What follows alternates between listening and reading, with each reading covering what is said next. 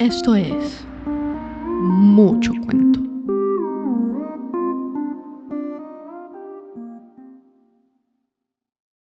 Este cuento está basado en hechos reales. Algunos nombres y lugares han sido cambiados para proteger la identidad de sus protagonistas.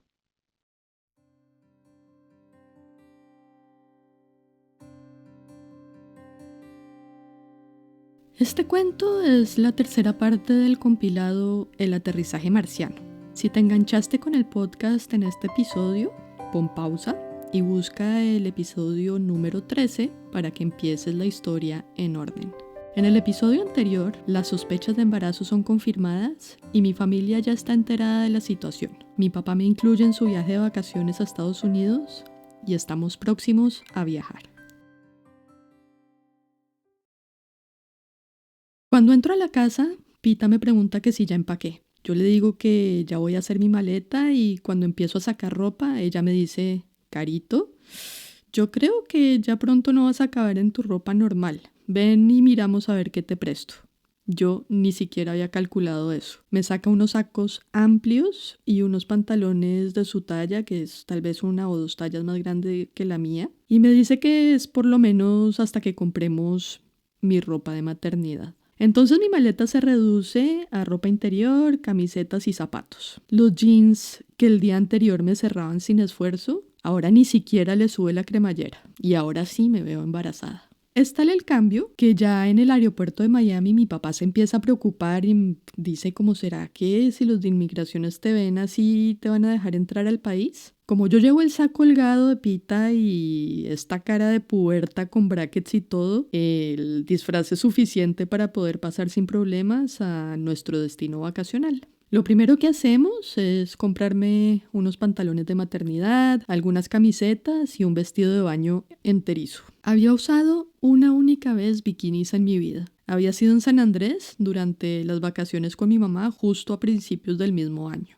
Ya teniendo la edad para estar mostrando la barriga según los códigos de mi madre, había usado un 2 piezas con mi cuerpo atlético de 16 años, con las piernas tonificadas, las abdominales marcadas, los brazos fuertes, 0 gramos de grasa. Esa fue la única y última vez en mi vida. Resulta que estaba por aprender que los rasguños que me había hecho en mi barriga eran cicatrices permanentes llamadas estrías y la situación estaba lejos de mejorar. Pita, que es además de mi madrastra mi amiga, tuvo a mi hermanito Miguel hace apenas 2 años. Y toda la información de cuidados prenatales la tiene fresquita. Cuando me ve la barriga desnuda por primera vez, me dice aterrada que esos son estrías. De inmediato me lleva a buscar cremas y aceites para los stretch marks o marcas por estiramiento alias estrías. Entonces escoge de coco, de esto y de lo otro. Y me dice, embadúrnese todo lo que pueda todo el cuerpo, Carito, que no le vayan a salir más. Pero las cremas me daban aún más piquiña. Entre el estiramiento salvaje de mi cuerpo flaco de 44 kilos y la sensibilidad, estaba a la merced de las estrías otros 4 meses. Pasamos unos días lindos con mi papá, Pita y Migue, entre la nostalgia y obviamente la ansiedad del futuro próximo. Un par de días antes de regresar a Bogotá, mi papá me llama parsimoniosamente para que hablemos.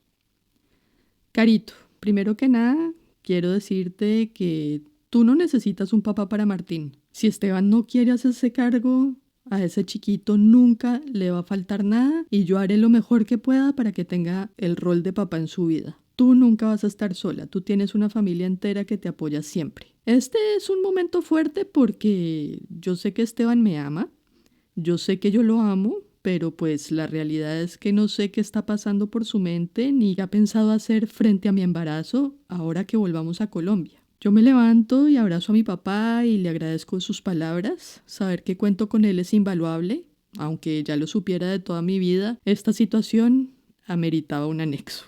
Pero ahí no se acaba la conversación. He estado pensando una idea para proponerte. ¿Qué tal si te quedas aquí en Miami para tener a Martín acá? ¿What?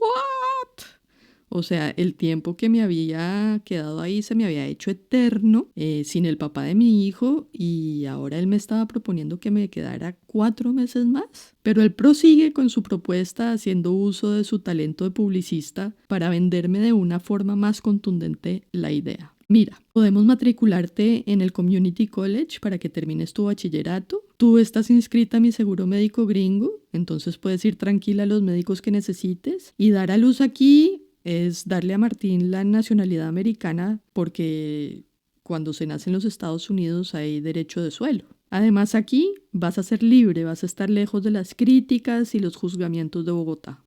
Yo no había ni siquiera analizado que volver al colegio embarazada iba a ser un problema. Por otro lado, las críticas. Sí, nuestra sociedad es bien habladora.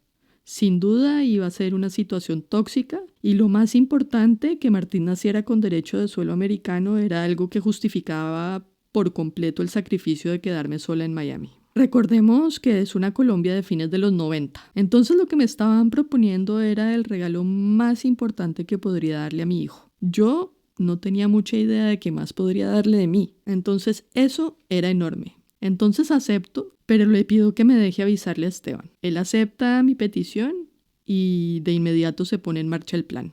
Cuando llamo a Esteban, él se oye emocionado de oírme y triste a la vez. Han pasado un par de semanas sin saber de mí. Cuando vuelves, te extraño. ¿Cómo estás? ¿Cómo te sientes? Yo le digo que Martín y yo estamos bien, pero que tengo que darle una noticia. Mi papá me propuso que me quede aquí para tener a Martín y hago de tripas corazón para venderle a él también la idea que he tomado la mejor decisión para el bebé y para mí. Él se pone tristísimo. Es un niño de 16 años. Le digo que no me han dado mucho tiempo para hablar, pero que ya encontraremos una solución. Le digo que pronto le daré noticias y nos despedimos mientras él me jura amor eterno y yo me entristezco. Pero ahora sí, no hay tiempo que perder. Entonces vamos al Community College para escribirme al programa de GED, que es, por decirlo fácilmente, como una validación en Estados Unidos. Y después de hacer el examen de nivel con todo y mis problemas de aprendizaje, evalúan que trabajando las mañanas puedo tener mi diploma antes de que nazca Martín, o sea, como en menos de 4 meses. Hay que tener en cuenta que en Colombia me faltarían todavía como 4 años, 8º, 9º, 10º y 11. Después salimos de ahí a buscar un profesor y inscribirme a clases de manejo para sacar el pase. Vamos al banco, me abren una cuenta bancaria, me llevan al correo, me muestran cómo se manda una carta, vamos al mercado, a la farmacia y luego conseguimos un ginecólogo, el doctor Juncosa. La primera vez es descubrir el sistema de consultas médicas gringo, que es descrestante por decirlo menos. No sé si hoy, 30 años después, nuestras consultas en Latinoamérica sean parecidas, pero para entonces la diferencia era abismal. Les cuento. Uno entra y hay una clara separación entre la zona de enfermeras y doctores y uno paciente lambda. Uno se acerca a una ventanilla que la enfermera / secretaria del otro lado abre o cierra de acuerdo a su disponibilidad para atenderlo a uno. Lo primero que hacen es darnos una ficha con las preguntas sobre el seguro médico y las formas de pago y otra ficha médica para rellenar. Esto se lo entregan a uno sobre una de esas tablitas que tiene como un clip grande arriba y un esfero. Nos sentamos a rellenar la ficha médica. Devolvemos la tablita y la enfermera nos hace sentarnos de nuevo mientras tabula mi información para entregársela al doctor de una forma más organizada y que no pierda tiempo haciéndonos preguntas de las cuales ya tiene la respuesta. Luego se abre una puerta y lo llaman a uno. Nos dirigen a una primera sala donde otra enfermera me hace un test de orina y toma pruebas de sangre. De ahí lo pasan a uno a un vestier para que se quite todo y se ponga la bata con la abertura hacia adelante. Después pasa uno a otro consultorio donde hacen una ecografía y ahí verifican que el bebé esté bien, que todo tenga sentido con la información que hemos proporcionado. Por primera vez me imprimen una imagen donde vemos a Martín de perfil, la primera foto de mi bebé. Después de todo eso, ya pasa uno a un siguiente consultorio a donde aparece rápido el famoso doctor Juncosa. Es un cubano-americano bien parecido, muy simpático, pero sobre todo muy directo. No me hace preguntas porque ya llevamos 1 hora entre los formularios y la ciencia que anteceden su costosa aparición. Cuando saca el espéculo metálico de un paquete plástico, yo me pregunto qué será esa vaina. Rápidamente se sienta frente a mis piernas e introduce la herramienta de tortura que diseñó algún hombre sin vagina en épocas medievales. Yo siento dolor. Bueno, chica, Por allí han pasado otras cosas peores, me dice frío haciéndose el chistoso. Me resulta antipático, la verdad. El doctor Silva regresó a Bogotá en su revisión. No había usado espéculos, había sido un tacto rápido. Me imagino que no había observado el detalle. Mejor dicho, este era mi primer choque con el aparato ese. Nos dice que todo se ve bien y que nos vemos en un mes, a no ser que salga algo raro en los análisis de sangre. Efectivamente, después sale que soy anémica y tengo que regresar para empezar a tomar suplementos de hierro y demás. Pero bueno, en fin, sigo el tratamiento y ya. Bueno, estoy prácticamente lista para empezar mi aventura de fin de embarazo en la Florida. Mi abuelastra, Marta, que vive también en la zona, se instala en el apartamento para acompañarme. Ella, a su vez, había sido madre muy joven. Entonces, es para mi papá una tranquilidad poderme dejar con ella y que no me quede sola. Llega el día de la despedida. Mi papá se ve triste, pero me da fuerzas. Allí en el edificio frente al mar, a todo lujo, con todo el privilegio, nos quedamos solos por primera vez, mi marciano y yo. Martica, que debía tener 39 años, es una mujer independiente. Trabaja como una máquina de esas que se enchufan en el sistema americano desde jóvenes. Para ella el trabajo es vida y yo la admiro por su disciplina y la pasión por su profesión. Nuestros cruces son en la mañana y en la noche cuando llega absolutamente agotada. En las mañanas creo que me deja en el colegio antes de irse a trabajar. No me acuerdo bien cómo era esa dinámica. El colegio de adultos de Hallandale acoge a gente que entra y sale de un solo salón. Al frente, un profesor que tiene más la misión de entregar guías y recogerlas que de enseñar. Nadie habla con nadie. Todos somos diferentes. Hay jóvenes, viejos, de todos los colores y todas las nacionalidades. Yo soy la única joven embarazada, pero nadie me mira despectivamente ni con pesar, y eso es refrescante por decirlo menos. El escritorio es uno de esos pupitres que la silla tiene un brazo largo soldado a la silla. Entonces la posición es incómoda, pero la verdad llenar las guías me es muy fácil. Este sistema me resultaba mejor que el de oír 8 horas a alguien dando clase. Avanzo rápidamente en mi evolución de cursos. Los medios días, al terminar mis horas de estudio, me recoge el novio de Martica, el argentino, exfutbolista de San Lorenzo, Fernando Resucci. Fernando es un ser amoroso. Después de clase, cuando me recogía, parábamos en el mercado y me compraba leches achocolatadas. Su excusa era que se le habían acabado y le encantaban, pero pues me compraba a mí también. Yo creo que era su forma extremadamente prudente de darme un abrazo adicional tan necesitado, de alargar mi tiempo acompañada, que era respetuosamente del colegio a la casa. El resto del día estaba sola. Recordemos que en el 98 las llamadas internacionales costaban fortunas y el internet todavía no era comercial. Entonces, en esos momentos de soledad, me dedico a escribirle cartas a Esteban, que llevo a diario al correo y lleno de estampillas para que logren llegar hasta Bogotá. En la primera carta le mando la foto de Martín, esa primera ecografía donde lo veíamos de perfil. Una semana después, recibo la respuesta escrita del papá de mi hijo. Son cartas de hojas y páginas donde hablamos de amor clueless, obviamente, de amor adolescente y amor en la burbuja del 1%. Pero en mi soledad abrumadora, que empieza a dar un giro hacia la tristeza, necesito un contacto más rápido. Esperar las cartas de respuesta era una tortura y un día trato de llamar a mi novio desde el teléfono de la casa. Descifro el código del país y llamo. La línea da tono y empieza a sonar del otro lado. Para mi sorpresa contesta mi Esteban, que al oírme rompe en una especie de llanto lleno de emoción y impotencia. Amor, ¿cómo estás? ¿Cómo está todo? ¿Cómo te sientes? Te extraño. He empezado a vender sándwiches en el colegio. Si la cosa sigue como va, allá voy a estar para el parto de Martín.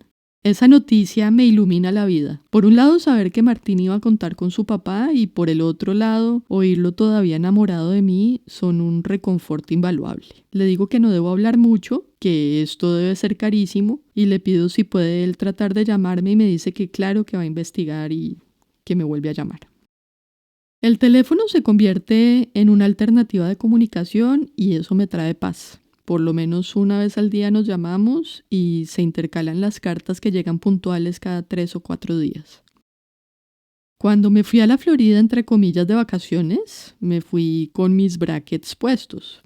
Pues un día se me suelta uno y al día siguiente se me va otro y se empiezan a desprender sin tregua hasta que el alambre empieza a pincharme el cachete y a hacerme la vida imposible. Yo había visto en un mini mall de camino entre el colegio y la casa el anuncio de un dentista y un día le pido a Fernando si me hace el favor de pararme para ver si me pueden ayudar con el alambre. El dentista que está disponible me atiende y me dice que él no es odontólogo, entonces que lo único que puede hacer por mí es quitarme el alambre.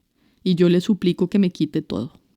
El dentista acepta y me arranca uno a uno la tortura metálica de la boca sin ninguna técnica ni ningún cuidado.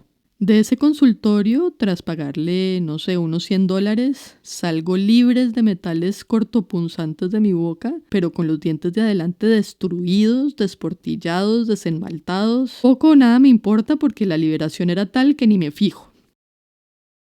Pasan los meses de julio y agosto. Mi papá venía a visitarme un par de días aquí y allá. Siempre me pedía que le mostrara la panza, a ver cómo iban las estrías. Y era una sorpresa triste, siempre quedaba en shock. Mi estómago era espantoso, estaba tapizado de zanjas vinotintos cada vez más anchas. Él me decía que después del parto se iban a mejorar, que no me preocupara, que algo encontraremos para mejorarlas. Mi tía Margarita, que también vacaciona en la Florida, pasa de visita, esta vez con mi prima Nana. Ese día mi papá les va a dar la noticia de mi embarazo. Nana me dice que salgamos a caminar y ni bien pisamos el corredor hacia los ascensores me dice: Caro, estás embarazada. Yo le cuento todo y me dice: ay, Caro, yo lo único que te pido es que no te cases. ¿Que no me case? Pienso yo. Esa idea no me había ni siquiera cruzado la mente.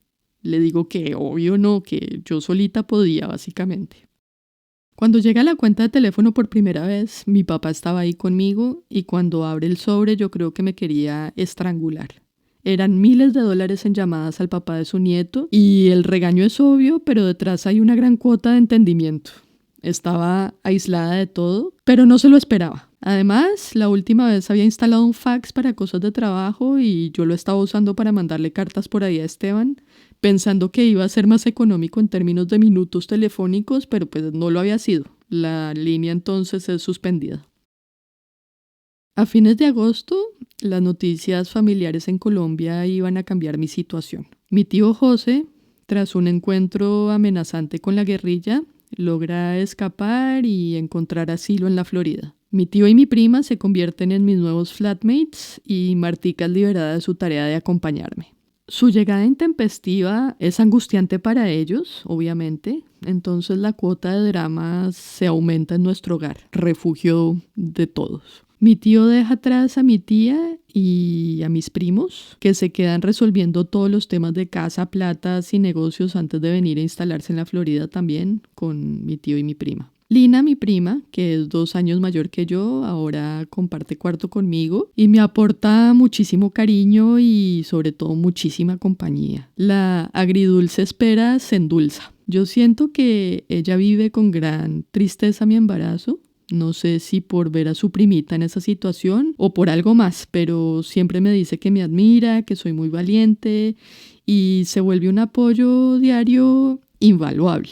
Mi tío, que creo que había estado en colegio alemán, no hablaba inglés y entonces se inscribe a mi colegio para tomar clases, pues debe empezar a posicionarse en el mercado laboral de los ingenieros y pues el idioma es indispensable.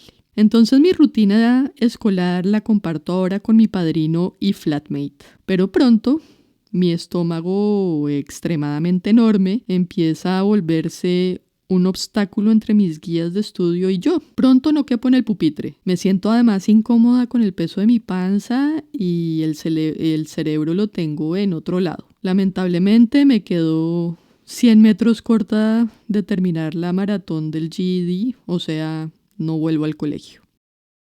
En septiembre, el huracán George amenaza con golpear las costas de Miami y mi tía Margarita viene a nuestro rescate. Debemos irnos hacia el norte para ponernos al abrigo de la amenaza natural y nos lleva a Orlando, Nos instalamos todos en un hotel y nos dicen que en cuestión de un par de días podremos volver a casa si todo va bien. En vista de que estábamos ya en Orlando, decidí invitarnos a Disney para hacer la espera más llevadera. Yo estaba en mi 8º mes de embarazo, entonces la angustia era que se adelantara Martín. Entonces me llevan en silla de ruedas por todo el parque para evitar cualquier cosa.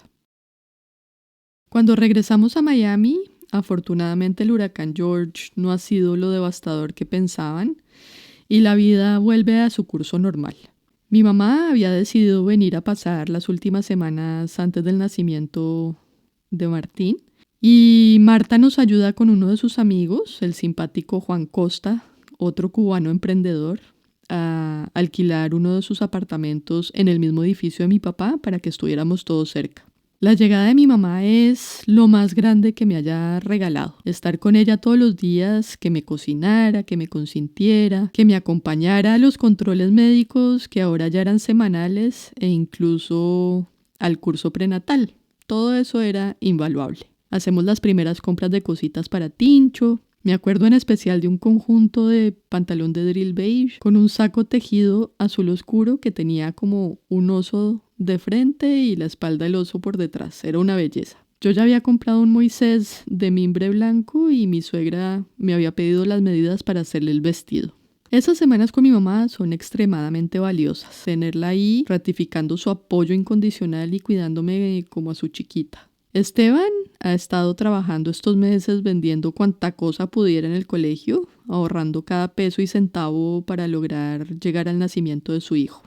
Y así es. El 28 de octubre aterriza mi Esteban con su mamá Beatriz en Miami. Ellos se van a quedar en la casa de alguien que les ha prestado un lugar más al oeste, como más o menos a 1 hora de nosotros. Pero pues ya estábamos muy cerca. Es la noche del 28 de octubre. Nos habíamos puesto como lugar de encuentro la casa donde ellos están hospedando. Mi papá ya está en el edificio, también presente para la inminente llegada de su primer nieto, y queremos evitar un encuentro complicado entre ellos dos. Mi papá sabe que Esteban viene, cuando llega y demás, pero su primera conversación no es algo que esté planeado y ante mi condición era mejor evitar. Cuando llegamos a la dirección del encuentro, una barrera como de parqueadero divide nuestro carro de la residencia. Los faros del carro iluminan a mi novio, al que no veo después de 4 meses. Yo abro la puerta y corro hacia él como en las películas. Mi mamá entra al carro al parqueadero y se dirige hacia Beatriz, que está parada más adelante. El papá de Tincho y yo nos abrazamos y nos damos besos como si todo esto estuviera pasando. Después se arrodilla y abraza mi panza y le habla a Martín. «Ya estoy aquí», le dice. Nuestro abrazo es interminable. ¿Qué falta me hacía? Él me dice todo lo lindo del planeta. Nuestras mamás nos observan a lo lejos, dándonos un espacio que necesitábamos tanto. Cuando nos acercamos a ellas, las encontramos a ambas llorando. Es sin duda una situación emocionante. Sus chiquitos están a nada de ser papás. La verdad, no hay muchas palabras, pero tenernos por fin juntos a los 3 y a nuestras mamás respaldándonos es una energía universal. Pasamos un rato juntos, él dice que quiere ir a comprar todo lo que necesitemos y nos damos cita al día siguiente en un Babies R Us a medio camino. Al día siguiente hacemos algunas compras que mi novio está orgullosísimo de pagar con los frutos de su trabajo. Mi mamá está impresionada ante su decisión de ser papá presente y responsable. Después nos vamos a nuestra casa los 4 a almorzar. Mi suegra saca de una maleta el vestido que ella misma ha confeccionado para el Moisés de Martín. Es una tela de cuadros azules y blancos con unos osos de peluche. Y después de almuerzo bajamos a caminar por la playa Esteban y yo. Ahí en la playa, al atardecer, mi primer amor, futuro papá de mi hijo, me pide que me case con él. ¿Qué? Era lo más romántico del planeta Tierra, pero lo más inesperado del mundo. Yo, a pesar de haber prometido que no me iba a casar solo por el hecho de estar embarazada, acepto.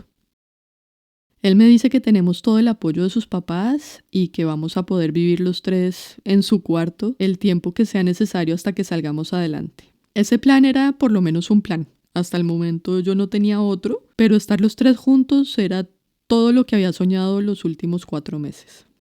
Regresamos de la playa para contarles a nuestras mamás.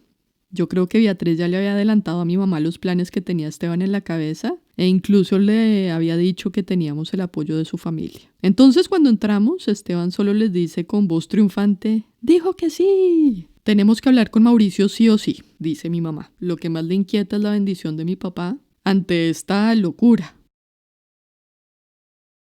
Entonces Esteban lo llama por teléfono, está a solo 5 pisos de distancia, y mi papá lo invita a pasar por la casa para charlar. Esta situación del primer encuentro de Esteban y mi papá era una de las etapas que más angustia me causaban. Mi papá no estaba esperando nada de él y me había transmitido la tranquilidad de que, si así fuera, no debía preocuparme. Me había hecho comprender que confiaba en que yo podía hacerlo sola y que no estaba sola. Cuando subimos al piso 11, mi papá abre la puerta. Entramos las 3 mujeres, él nos saluda cariñosamente y de últimas entra Esteban con la frente en alto y completamente decidido a coger el toro por los cuernos. Ni bien yo cruzo la puerta de ese apartamento, siento un cólico extremo que me atraviesa del ombligo hasta la espalda, pero me quedo calladita. Nos sentamos en la sala y Esteban, palabras más, palabras menos, le pide mi mano a mi papá. Mi papá le dice que él no tiene ninguna obligación conmigo. Es más, le dice que yo no necesito que se case conmigo. Y Esteban le dice que él quiere estar conmigo y quiere ser un papá presente. Yo creo que mi papá está aterrado ante el culicagado decidido. Y en eso entra Beatriz para decirle a mi papá que ella y su esposo nos apoyan, que las puertas de su casa están abiertas de par en par para nosotros 3. Durante la conversación yo he debido recostarme en el sofá, pues los cólicos se han ido intensificando. Mi papá tiene los ojos clavados en su joven yerno, pero no hace caso omiso a mi posición. ¿Qué te pasa, Carito? Creo que empezaron las contracciones, dice mi mamá. Bueno, les propongo que dejemos esta conversación hasta aquí. Caro, vete a descansar, que si son contracciones, mañana va a ser un día largo. Efectivamente, todos nos vamos, nos despedimos todos cordialmente. Mis papás ya conocen las intenciones de mi novio y su familia, y Tincho empieza a anunciar que está listo para salir por fin al mundo. Mi mamá y yo nos acostamos a dormir, son tal vez las 11 de la noche. Ella se queda monitoreando la frecuencia de mis contracciones y todavía no estamos listos para ir a la clínica.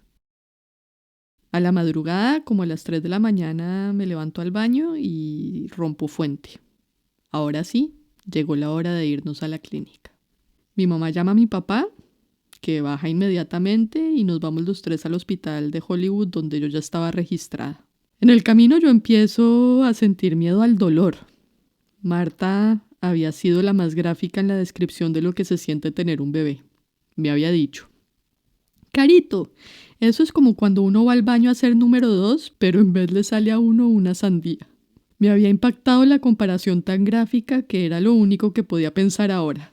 Ya en la clínica nos recibe Wendy, la midwife o partera que está encargada de mí. Es una joven amorosa que desde que llego me hace sentir cómoda y protegida. Me instalan en una habitación que es igual a cualquier habitación de una clínica, pero cuando miro al techo hay unos aparatos diferentes y en la esquina hay una cuna acrílica como con una estructura encima. Mi papá, que es curiosísimo, pregunta todo. Wendy nos explica que en el momento del parto no me llevan a algún lado, sino que solo adaptan el mismo cuarto para el nacimiento. Nos muestra que la cunita acrílica tiene unas lámparas para mantener al bebé caliente, todo lo necesario para limpiarlo y asistirlo apenas nace, y nos hace la demostración con el control remoto de cómo bajan los reflectores del techo, y mi papá suelta estos gringos la tienen clara. Me hacen firmar el primer documento. Yo firmo con mi firma completa, todavía entera y prácticamente sin dolores. Me conectan a los monitores donde podemos ver mi corazón, el de Tincho y la intensidad de las contracciones. A las 5 de la mañana, mi papá, que se ha instalado en la silla reclinomática al lado mío, ronca como un lirón. Mi mamá está sentada a mi lado y me recuerda todas las instrucciones que habíamos aprendido juntas en las clases de la MAS. Me empiezan a administrar medicamentos. Me hacen firmar otro disclaimer, pero esta vez mi firma es más corta. Me siento como débil. Como a las 7 de la mañana, mi mamá llama a Esteban. Ya debieron dormir un poquito, entonces los llama para despertarlos y decirles que estamos ya en la clínica. que no se preocupen, que todavía no he dilatado, pero que ya pueden venirse para acá. 2 horas después estamos mis papás, mi prometido, mi suegra y yo listos para el aterrizaje marciano. Hasta el momento no hemos visto ni por las curvas al doctor Juncosa, pero Wendy ha estado a cargo de todo y la verdad no hemos sentido su ausencia para nada. Como al mediodía ya tengo 5 centímetros de dilatación, entonces me empiezan a preparar para la peridural. Yo ya había aprendido todo sobre eso, pero en ese momento, ya cuando me empiezan a preparar para la peridural, yo me siento como dopada. Seguramente me han dado analgésicos para el dolor. Yo creo que el equipo médico tiene miedo de mi juventud, de mi tamaño. Soy realmente una niñita flaca, pero con una panza enorme. Y si durante el embarazo había estado narcoléptica, ahí sí me sentía completamente off. Como a las 2 de la tarde me ponen por fin la peridural y ni bien terminan, Martín se da una voltereta. Entonces Wendy me hace poner en diferentes posiciones, como haciendo yoga sobre la cama, para ver si logramos posicionarlo bien a Martín. Por fin llega la hora. Yo pienso que todos se saldrán del cuarto, pero para mi sorpresa todos son bienvenidos a quedarse. A mi lado derecho, junto a mi cabeza, tengo a mi mamá, a la izquierda a Esteban, mi papá más atrás, más prudente, y yo creo que además él es bastante impresionable.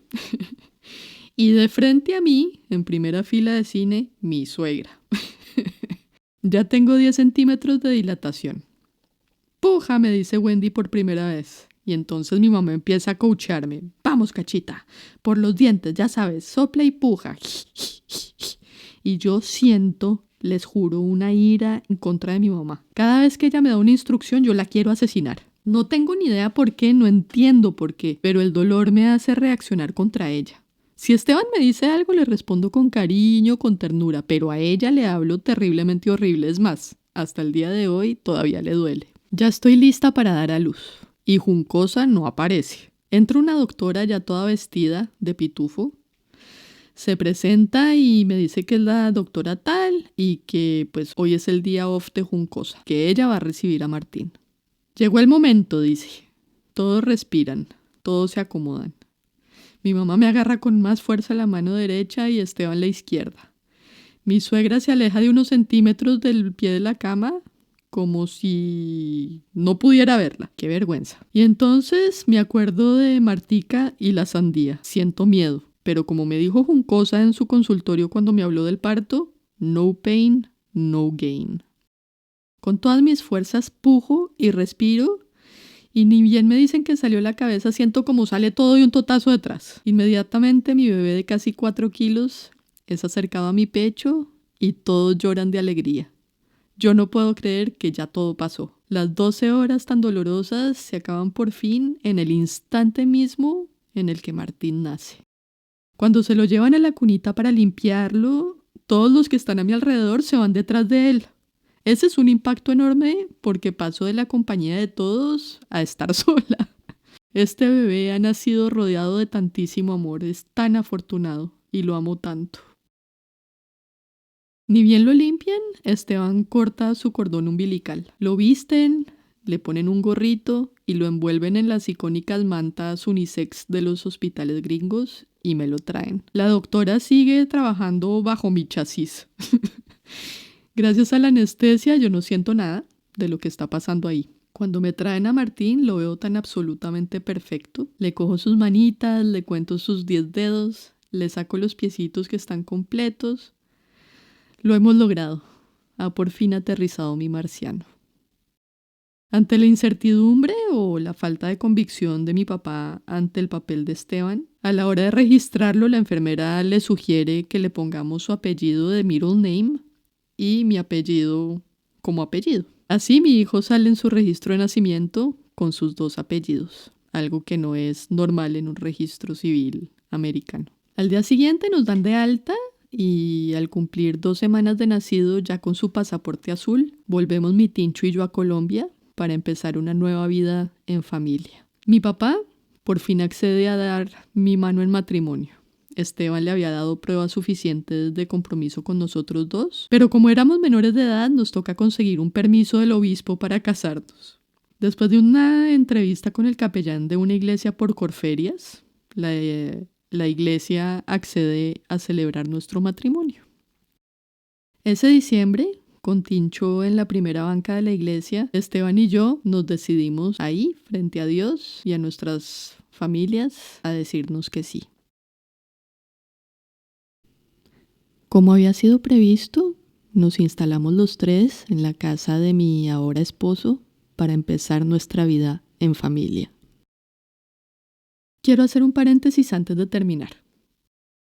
A mis papás quiero darles una vez más las gracias. Gracias por haber hecho por mí lo mejor que han podido siempre y por amarme como soy, pero sobre todo por inspirarme y ayudarme a ser mejor cada día. Gracias por asumir su abueleidad tan temprana con tantísimo amor y por el apoyo incondicional desde siempre. Mi gratitud es infinita y universal. A Esteban, las gracias por haber asumido el rol de papá con la seriedad y el amor que el título amerita. La paternidad ha sido más natural para ti y ha sido, a pesar de nuestras diferencias, el mejor papá para nuestros hijos. A Beatriz Eugenia, que desde el cielo nos cuida, quiero darle las gracias por haberme acogido como a su hija y por haber sido mi complemento para una maternidad tan compleja. A María Pita, no solo por amar y cuidar siempre a mi papá, sino a nosotros tres, sus hijastros locos. Fue una tarea que tomó desde muy joven y por ello la admiro.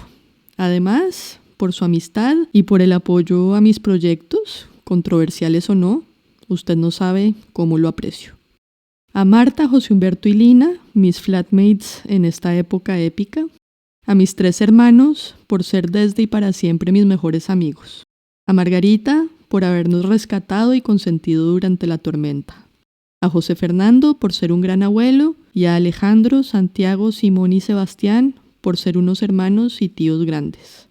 A Fernando, del cual no sé nada desde el 98, pero quien dejó una huella indeleble. A la Virgen María y mis ángeles de la guarda, que no me desamparan nunca. Esta fue la historia del aterrizaje marciano.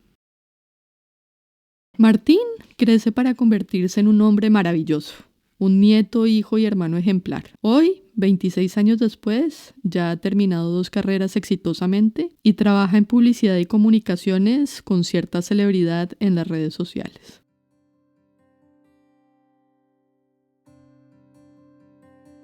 Martín tiene varios apodos: Tincho, Mart, Matuco, Martiniano, Martín Calabacín, Tincharelo, Toto, en fin.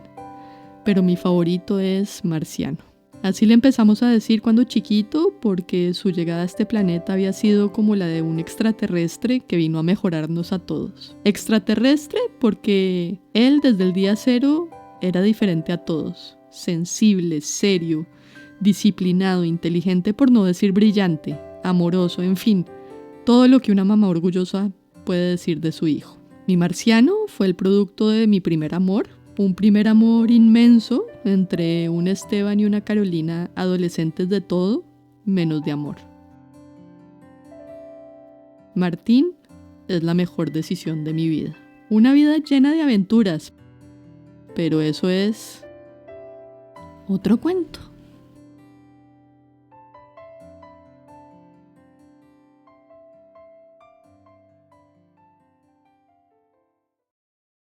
Si quieres compartir tu cuento, escríbenos a muchocuentopodcast@gmail.com y sobre todo, no olvides suscribirte para no perderte el próximo cuento.